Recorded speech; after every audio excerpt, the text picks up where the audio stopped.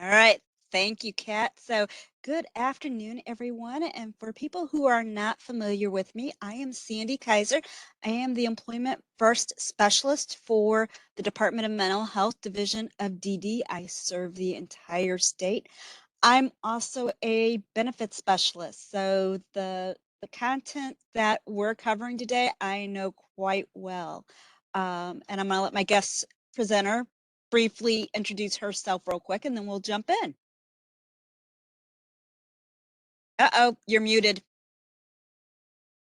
There we go. Oh, yes. So Jennifer Seidel, Benefits Specialist with ETOS, and just wanted to say thanks for joining us again for our fourth in our series of benefits planning sessions. All right, so today we wanted to take a closer look at the work incentives specifically for Medicaid. So basically, we're going to give you a recap on healthcare coverage and how work income impacts healthcare coverage.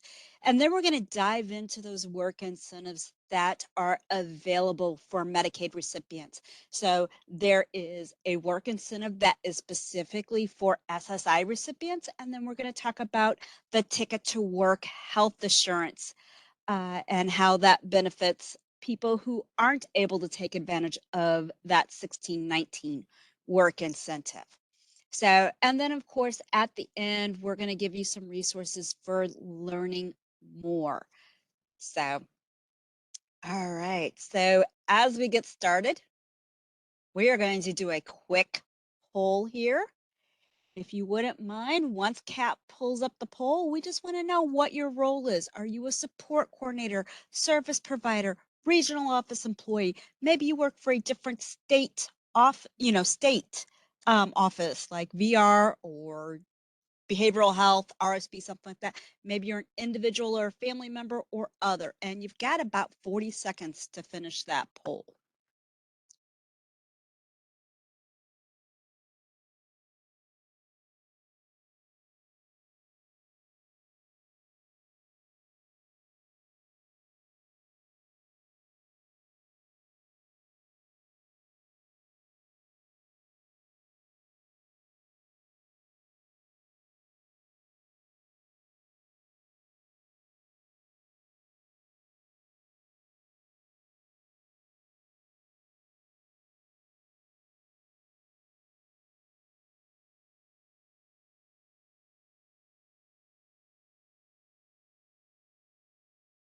Okay, so the time's up, and now if Kat can show us the results.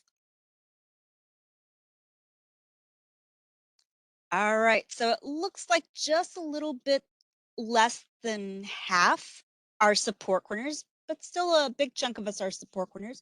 We have a few service providers with us, and then a couple have said other. So uh, we hope that you are able to get something out of this. So we're going to move forward here.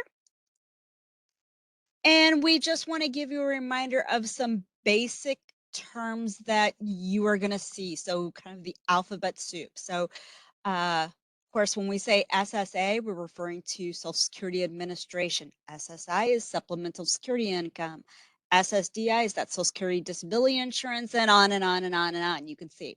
So some of the new ones that you may not be as familiar with are going to be that Ticket to Work Health Assurance, TWHA, and Federal Poverty Limit, FPL. So one thing that I think is key when you're helping somebody navigate those waters of how much they can earn and how it's going to impact their Social Security benefit as well as their health care coverage, we really need to know what type of Social Security benefit that person receives. Because as you've probably have heard, if you've been joining us previously, different Social Security benefits are impacted a little differently. So I often say, like with SSI, it's like playing on a seesaw, a teeter-totter. So as income goes up, the SSI will go down and vice versa. Whereas when you're talking about SSDI, I feel like you're playing that limbo game, you know, like how low can you go with the bar?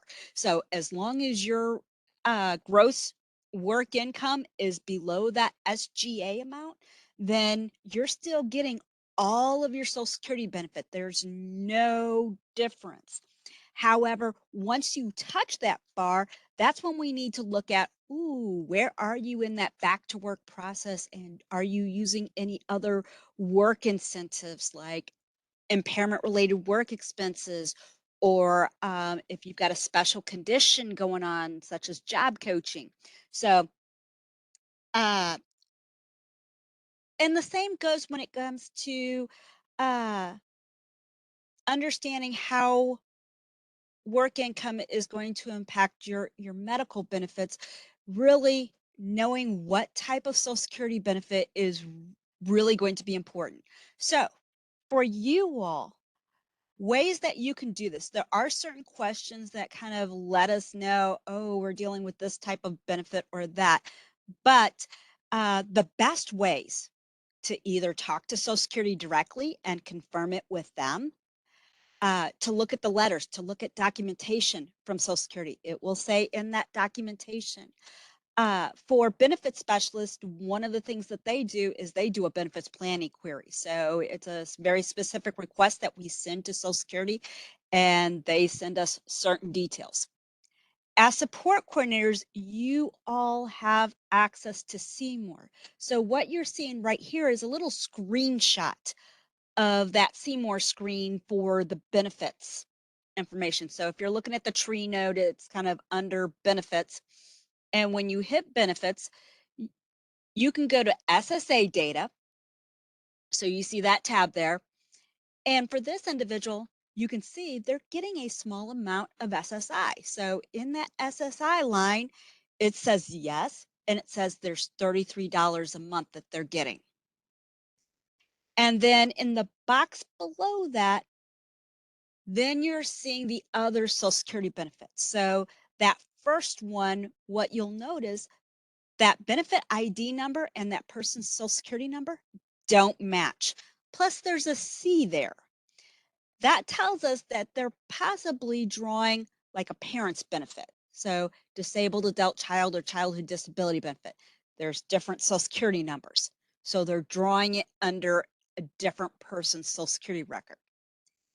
And then that second one in that box, you see, if you look at the benefit ID number and the Social Security number, they match. So that tells me that's an SSDI benefit. So in this example, this person's receiving 400 under their own work history, an additional 200 in a parent's benefit, and then $33 in SSI.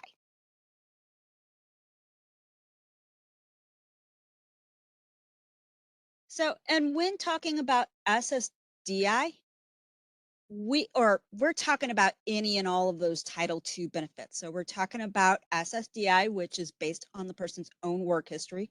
We're talking about those benefits based on a parent's work history.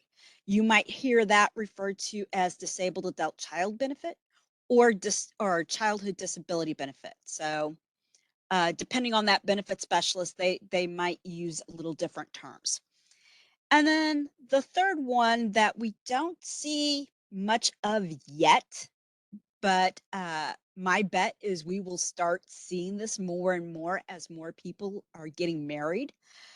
We will start to see individuals getting that disabled widower's benefit, which is based on that spouse's work history.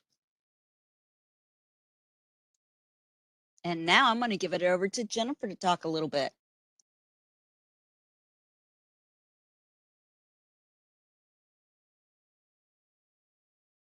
All right, there we go. This slide may look a little bit unfamiliar to you guys because we've covered similar information in our past sessions, but we want to again just touch on which Medicaid or Medicare, which healthcare coverage goes with which benefit. So if a person is receiving SSI, they are typically going to receive Medicaid. Keep in mind, There is a separate application that the person's going to have to complete, so it's not automatic. But typically, if you receive SSI, you can and will receive Medicaid as long as you complete the application. The asset limits for SSI are more stringent than Medicaid, so that's why typically you can qualify for the Medicaid. So for SSI, an individual can only have $2,000 in resources, whereas with Medicaid, the resource limit has just recently gone up again, and it's now a little bit over $5,300. So if you are within those limits, you can still qualify for Medicaid.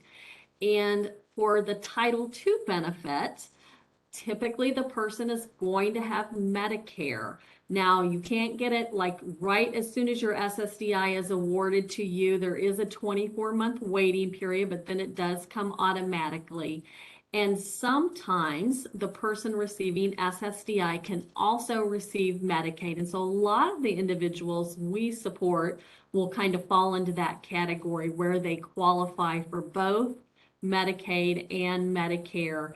In those cases, you'll always kind of want to know that Medicare is always going to be the primary insurance, and then Medicaid is the secondary insurance.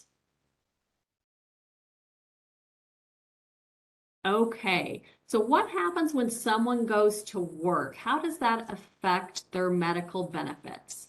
So for SSI, remember we've talked a lot about how when you go to work, your SSI goes up and down, but the key is as long as you continue to, your earnings can go up to a threshold amount of $47,000 and give or take a little bit more, and still qualify for Medicaid through a special program, which Sandy's going to really dive into here in a little bit. But this is amazing right here, is that if you are an SSI recipient and you go to work, there are ways for you to keep your Medicaid, even earning $47,856 a month. If for some reason something happens and you don't qualify for that, there is another option, and we're going to kind of go through some of that as well. So what are some reasons why someone may not keep their Medicaid? So it could be a lot of different, a handful of different reasons. But one of them that we see a lot is someone will become eligible for a Title II benefit while on SSI. That means they've gone to work and they've worked enough to earn that Title II benefit. Well, that kind of comes into play, and Family Support Division will reevaluate what is their earnings and how does that impact things. So sometimes that can throw them over the income limit. Someone could also not qualify for SSI based on their resource limit. If they don't qualify for SSI based on resource limit, they can also lose that Medicaid. And so those are just a few of the reasons why someone could potentially lose their Medicaid if they're receiving SSI. The other reason would be if Social Security sends out requests to them and they don't respond to them, or they move and they don't tell them that they've moved, then you can lose your benefits because of that as well, which would affect or could affect your Medicaid as well, and being able to keep that. So now let's talk a little bit about Title II benefits, or that SSDI.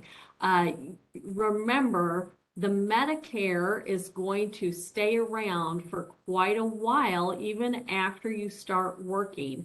And as long as you're earning SGA, you're going to be under SGA, you're going to be able to keep your Medicare. If you go above SGA and you lose your Title II benefit because of your earnings, then you have this built-in protection of being able to keep your Medicare for an extended period of time that's kind of laid out there for you, where you can keep it. And then there's a part where you can also purchase your Medicare after that period of time. If you want to continue it, you can pay the premiums and keep it as well. But what we're really going to focus on today is the Ticket to Work health insurance program and how that can also open up the door in a lot of these different cases if someone can't keep Medicaid through the free program, through the 1619A or B.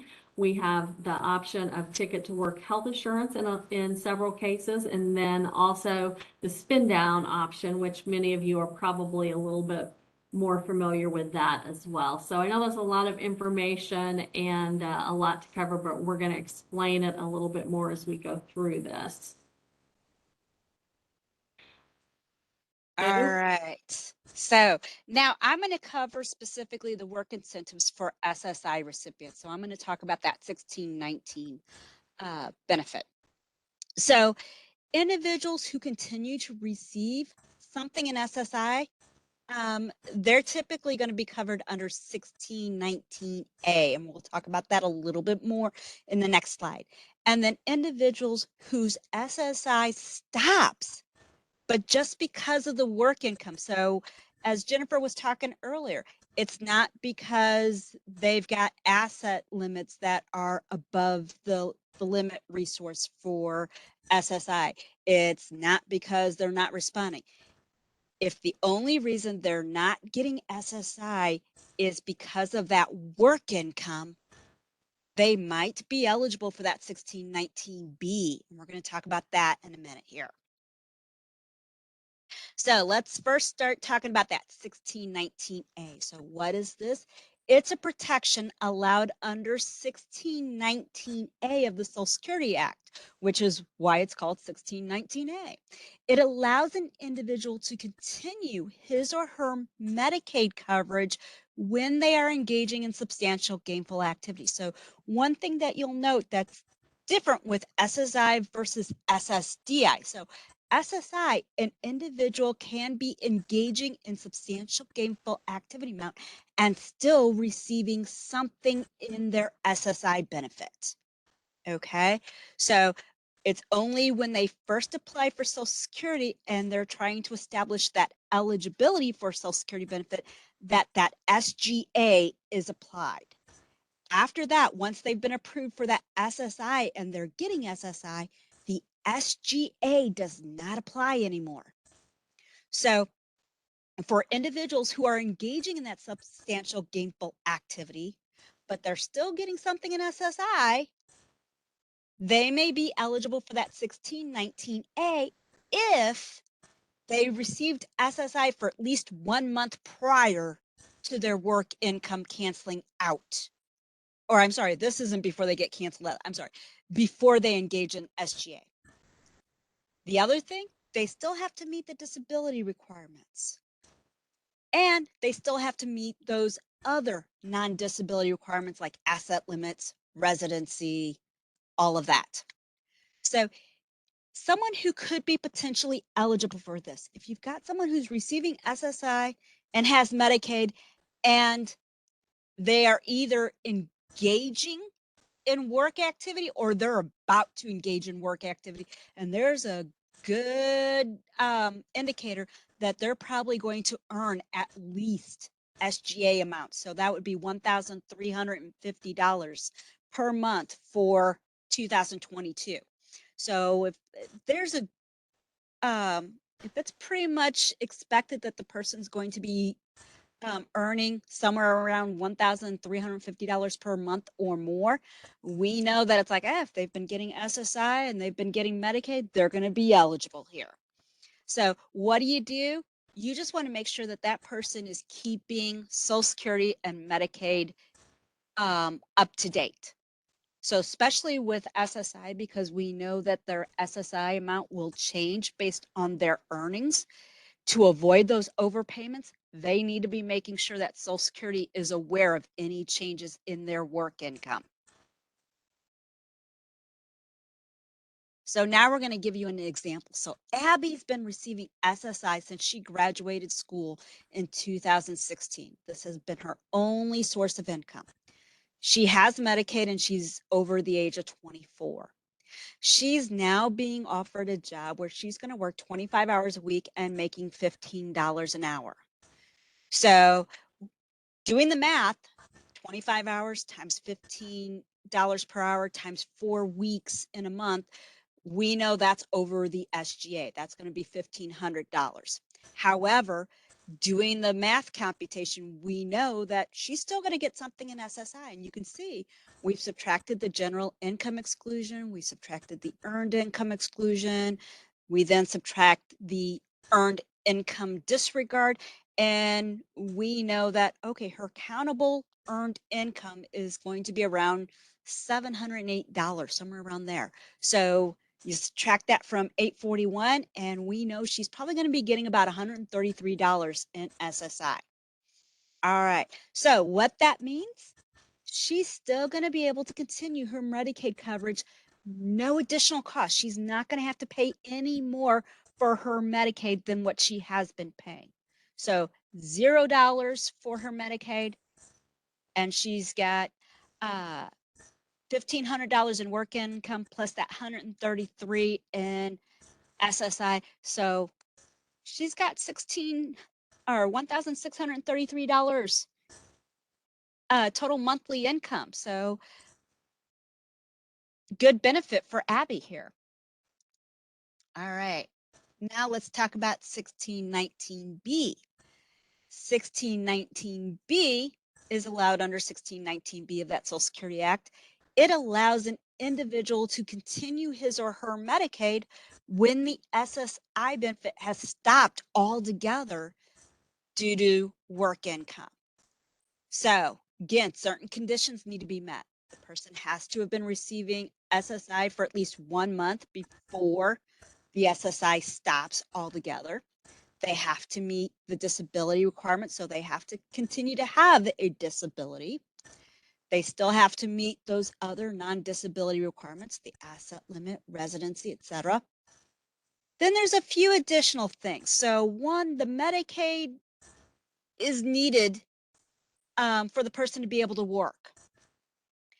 And the other thing is that the work income is insufficient enough to replace their SSI and Medicaid and publicly funded personal care attendant services. So typically Missouri uses an average threshold amount, which is $47,856. However, if individuals are going to be earning more than $47,856 in a year, it's possible that they might still qualify for that 1619B using an individual amount that's based on their Medicaid usage and the actual expenditures for those Medicaid funded supports. So who could potentially be eligible for 1619B? Anyone who has SSI and has Medicaid and either has or will have a job in which we know they're going to have enough income that it's going to cancel out their SSI. So what do you need to do? Definitely encourage that person to reach out to Social Security to establish that eligibility for 1619B. They will then need to follow up with Division of Family Services to basically document that they want that 1619B eligibility. If the individual is going to be making more than the individual threshold or the Missouri's average threshold, and you're wanting to explore whether or not they will qualify under that individual threshold, we highly recommend that you connect either with the WIPA provider or a benefit specialist under the waiver funding to help that person go through that and figure that out. The other thing that I want to stress is whenever you're in doubt, you're not sure, you just don't know. Those are times that you might also want to reach out to a benefit specialist, either through the WIPA program or, again, waiver funded benefits planning, so that an individual can be making that truly informed decision and really exploring, am I eligible for this? What are the options here? So here's an example of 1619B. Ziva had been receiving 500 in SSDI monthly, and then another amount in SSI, so 361 in SSI. She has now been offered a job working 40 hours a week, making $15 an hour. So doing the math again, 40 hours times $15 per hour times 4 weeks in a month, that's going to be an additional $2,400 a month. So she has Medicaid, which has allowed her to access Medicaid waiver funds. So this job is providing her $1,539 more than what she was living off of between her SSDI and her SSI. But her concern has been that Medicaid funded supports, that Medicaid coverage. So what we know that the $2,400 a month is going to cause Ziva's SSI to go down to zero, which at that point we're like going, 1619B. So under 1619B, Ziva will be able to continue her Medicaid, no additional cost to her. Now, what you're seeing on this slide towards the bottom where we talk about the available monthly income, we say that she's going to have about $2,900 a month available to her. That's only going to be temporarily. So right now, she might be getting SSDI for anywhere from about 3 months to a year, depending on if she's used up any trial work months and how many trial work months she has available to her. So at the most, she might be receiving that SSDI for an additional 12 more months.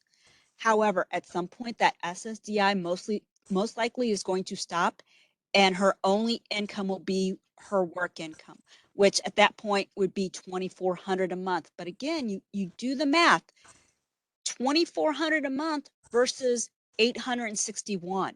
She's still coming out ahead financially. She's still got more money to live off of. Plus, she's still being able to continue her Medicaid coverage and not having to pay anything for that Medicaid coverage. And now I'm going to let Jennifer talk to you about our Ticket to Work health assurance examples.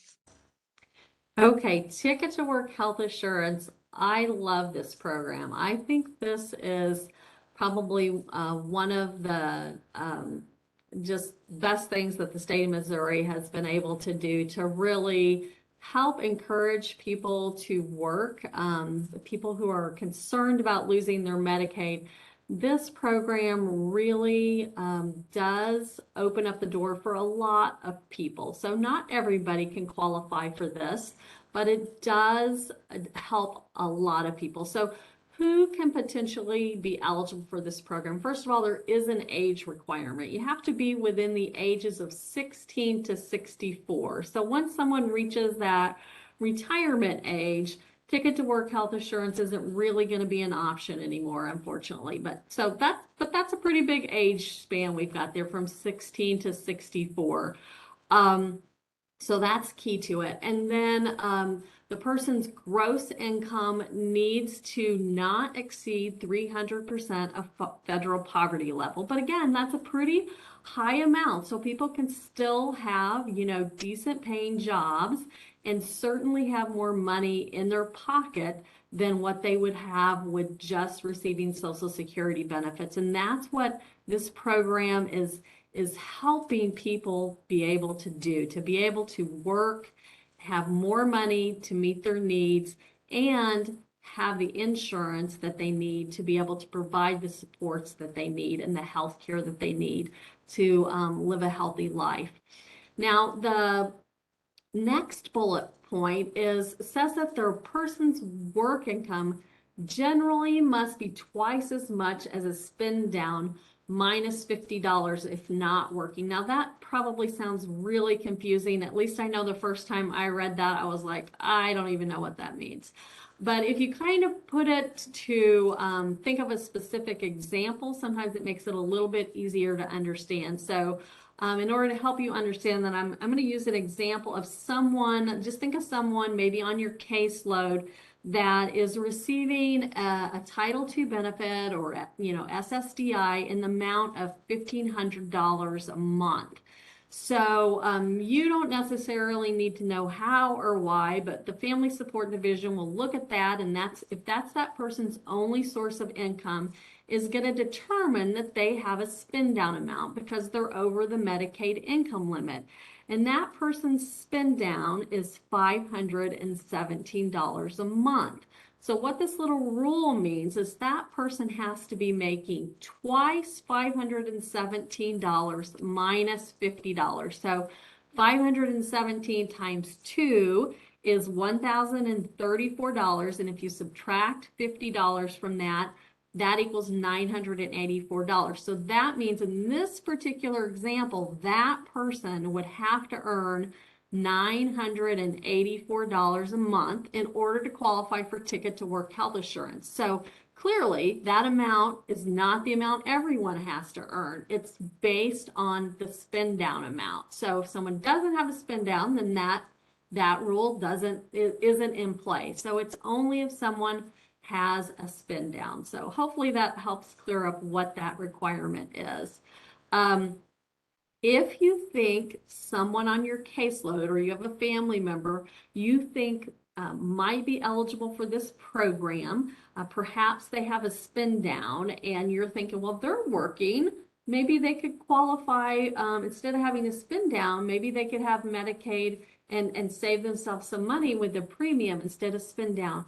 If you think that's the case, you can use the Ticket to Work health insurance calculation sheet to kind of give you a peek into that, to give you an idea.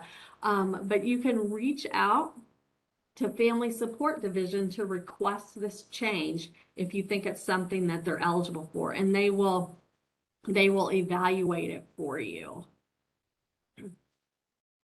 So we have several examples to look at here, just each one varying just a little bit. And the reason why we are doing that is because, again, sometimes this can get a little bit confusing and I know a little overwhelming because everybody's situation is a little bit different. So hopefully by covering some different examples, we'll be able to allow you to see how it works for people in different situations. So let's look first at Kate. Kate is receiving $900 a month in a Title II benefit. She's been offered a job, making working 20 hours a week, $15 an hour, and she's currently having to pay $62 a month let's go back to, let me start over again. Without working, she is only getting that Title II benefit, $900 a month. That means she's under the Medicaid income limit. She's going to have Medicaid right now for free. But when she goes to work and she starts earning money, that $1,350 a month, she can still keep her Medicaid with the $62 a month premium. We're going to look at a worksheet here in a minute to show you how we got to that number. But just so you kind of know, that's where she's going to fall in the end. But you can see by working, she's increased her total monthly income. She's gone from $900 a month to being able to have $2,205 a month with the two things combined. She's going to get to keep her Title II benefit because she's under SGA. And the other thing that may change here is she's probably going to be earning too much money to participate in the Medicare savings plan. So she's probably going to have to not only pay her $62 a month for her Medicaid, but $170 a month for her Medicare premium. So those are all things, again, that you can work with Family Support Division to kind of see how that's all going to play out for her. But even paying those premiums for both of those insurances, she's going to have a difference in monthly income of $1,073 a month more. So that is that will definitely help her by excuse me, being able to work and keep her SSDI benefit as well. So now I know this is overwhelming. Don't panic by seeing this all these numbers in front of you. We just wanted you to see what the Ticket to Work health assurance calculator looks like. Normally it's not going to be spread out like this. It's one big long sheet, but we wanted you to see it, this example. Don't worry, you don't have to do all the math. You basically put numbers in the purple shaded areas, and then the calculation sheet does the rest of the work for you. It tells you whether she's eligible or not. It tells you what the spin down would be. It tells you what the premiums will be. So if you look in step 1, the purple amount is where you're going to enter in if she has any unearned income. So in this particular case, we've got entered in her Title II benefit of $900. We see in step 2 that if she's not working, she's just getting her Title II benefit, she's under the Medicaid income limit, she doesn't have a spin down. Then we enter in step 3, that's a purple section where you have to enter in the amount of money she's going to be earning. You put in the top line if it's money from a workshop. You put in the second line if it's money from a job that's not from a workshop. You put that amount in and the calculation sheet does the rest. You don't have to worry about any of that stuff in step 4 other than to look and see, does it say if she's eligible or not? It will tell you whether her net income meets the eligibility guidelines and whether her gross income meets the eligibility guidelines. And in this particular case, we see she is eligible. So then you go over to step 4, and step 4 is just a table that breaks out the range for each one of the categories and each one of the premiums. Her income falls within the range of the $62 a month premium. So that's where that comes from. And you can see if she chooses not to participate in Ticket to Work. Let's say she doesn't, tell Family Support Division that she wants Ticket to Work health assurance. They will probably just convert her to spin down, and her spin down would be $537 a month. So that's a big difference. And most people would probably rather pay the $62 a month premium than have the $537 a month spin down. Not everybody, but it's possible. So anyway, that's the first example. The second example is Tony. Tony is receiving $1,400 a month in his Title II benefit. His happens to be the adult disabled child's benefit there that he's receiving and drawing off of a parent. Without working, he is over the Medicaid income limit and he has a $417 a month spend down. So that's what his situation is right now. And Tony has decided he would like to go to work. He's got an opportunity to take a job earning, let's see, $1,044 a month. He's going to work 20 hours a week, making $12 an hour. So that's a nice little chunk of money for him. That is below SGA. So lucky for him, he's going to get to keep his work earnings and he's going to get to keep his Title II benefit. It gives him a total amount of income at $2,444 a month.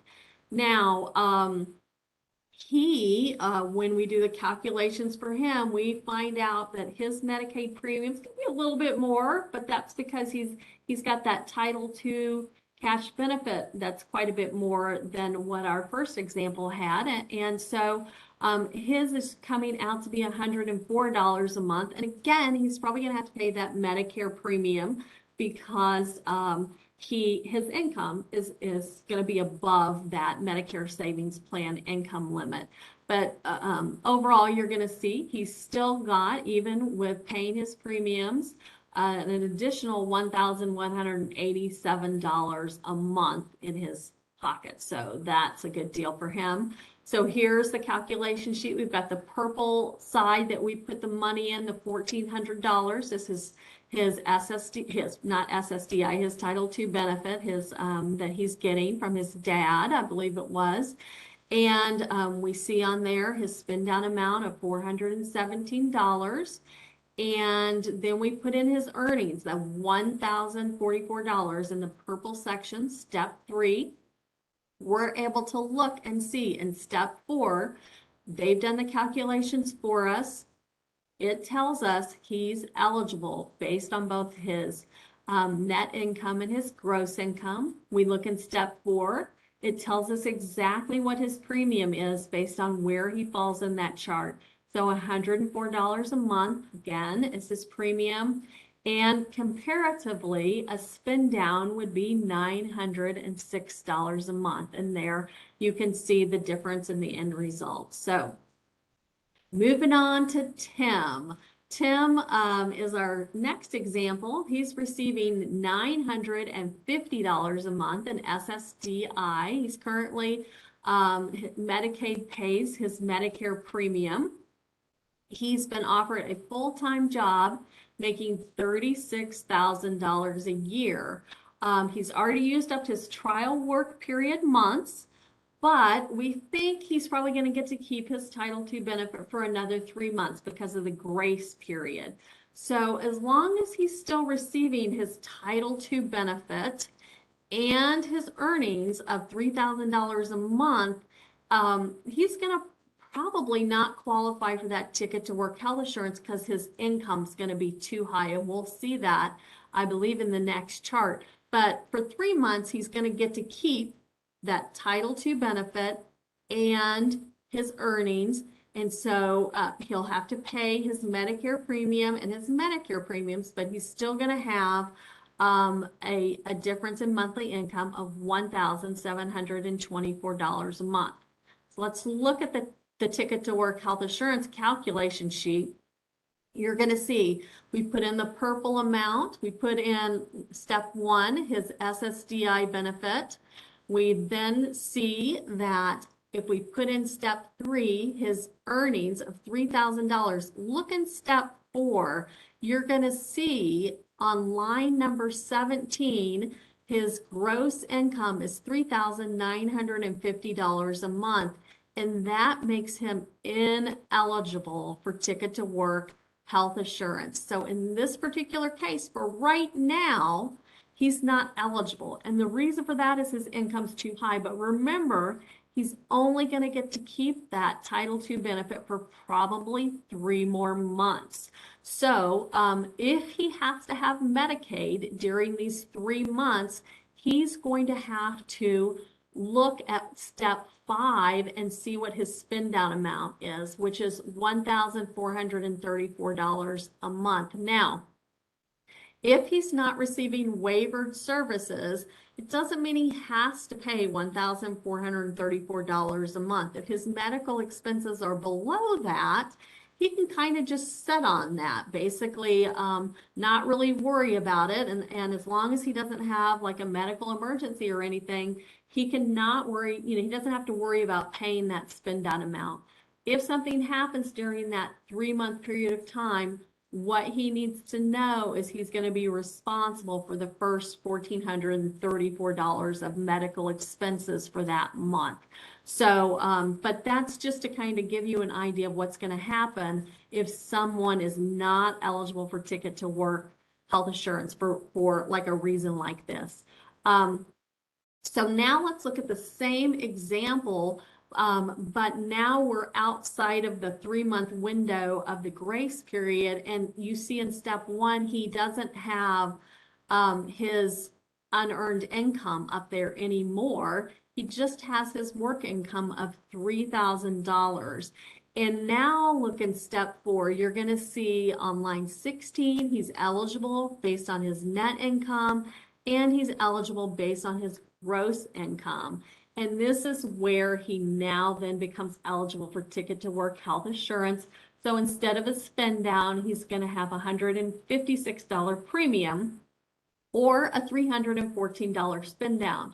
This is where people can decide, which would I rather have? Would I rather have a monthly premium or would I rather have a spend down amount?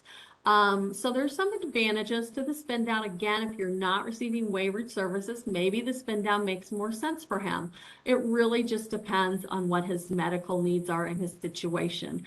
But those are the options and the decisions that he's going to be making if he decides to go back to work and take this option.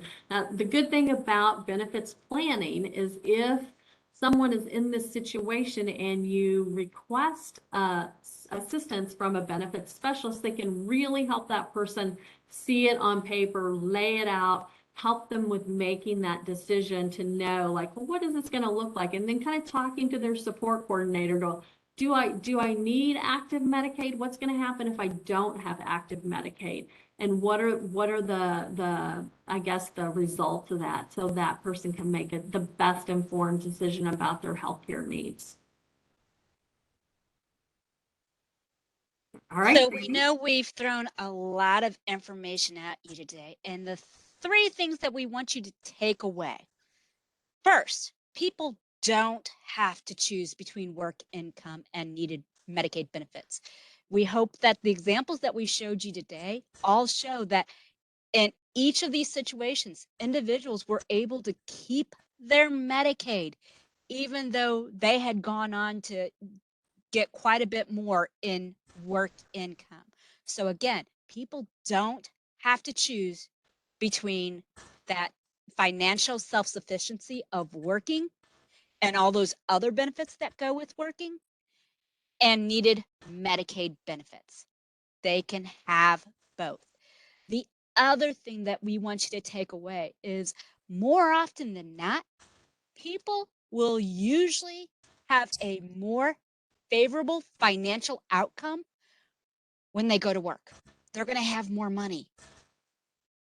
In a nutshell, they're going to have more money to spend on the things that they want. So if they want more fun things, if they want more food options, if they want a better lifestyle, better living conditions, again, those are all benefits from having more money when you're working. So again, people are going to have more money. They're going to have a better favorable outcome than when they just rely on Social Security benefits alone.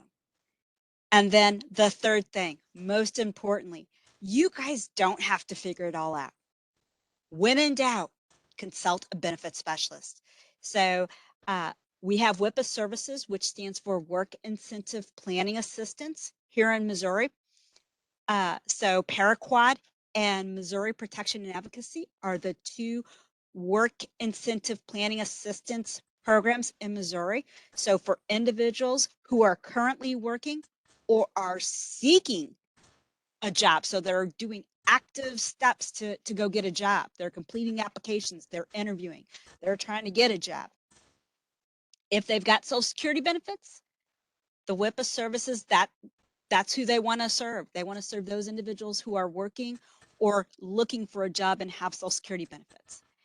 If you have somebody that's not quite committed to seeking for a job, maybe they're exploring whether or not they want to take that step, those might be individuals that you're using our benefits planning service through the waiver funding. So we have benefits planning as a standalone service, and the intent behind that service is to help those individuals who are not able to take advantage of WIPA services.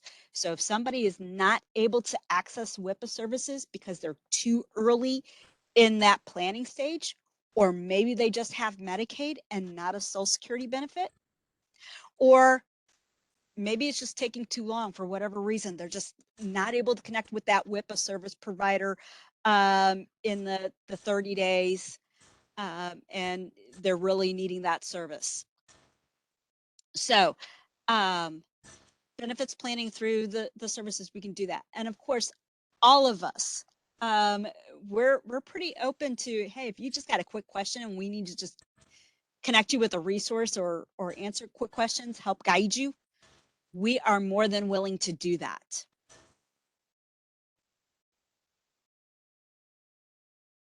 All right, so of course, links to cover topics. So if you want to learn more about 1619A or 1619B, the top two links will take you directly to more information from Social Security about those work incentives.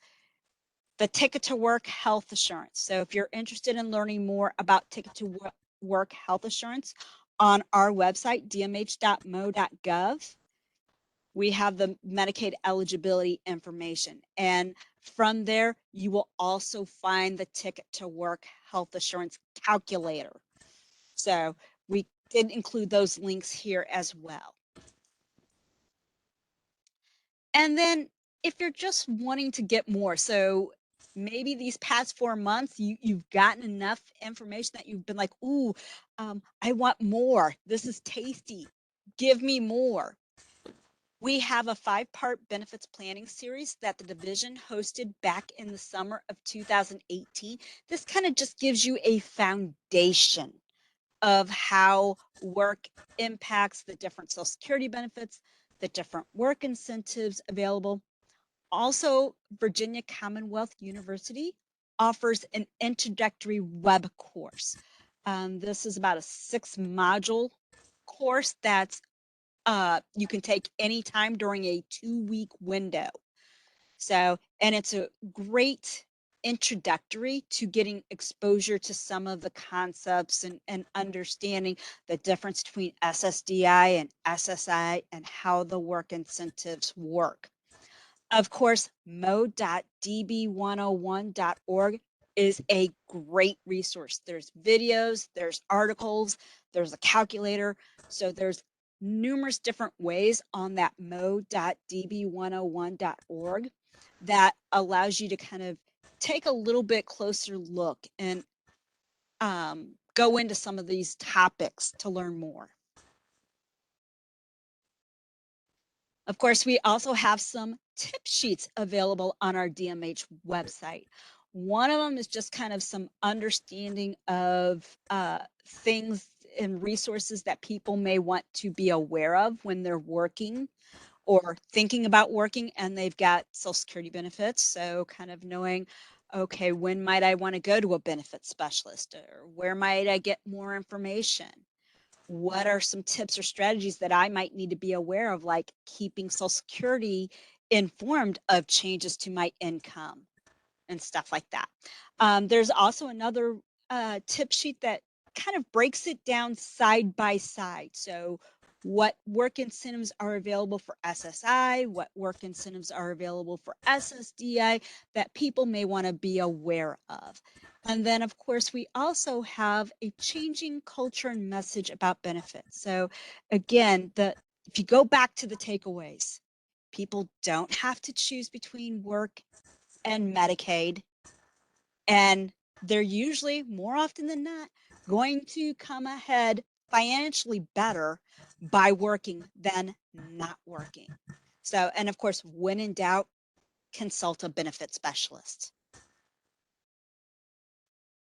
So we meet the second Wednesday of every month from 1:30 to 2:30. Next month, we will probably be starting off a new topic. So August 10th, look for a new topic. And then, of course, we'll do it again September 14th and October 12th. So don't forget, the feedback you provide us through our survey at the end is very valuable. It lets us know, are we presenting information in easy, digestible chunks and not overwhelming you? Are we providing you with the right amount of information that you need? Or is there something else you need? Is there some other topic you would like to hear about? So your feedback really helps me to design these webinars so that they are a benefit to you. And aside from that, please reach out anytime. My phone number is 636-926-1229. My email is sandy.kaiser@dmh.mo.gov. So I thank you all for spending time with us today. Hope you got something out of it, and I look forward to seeing you next month. Thank you, everyone.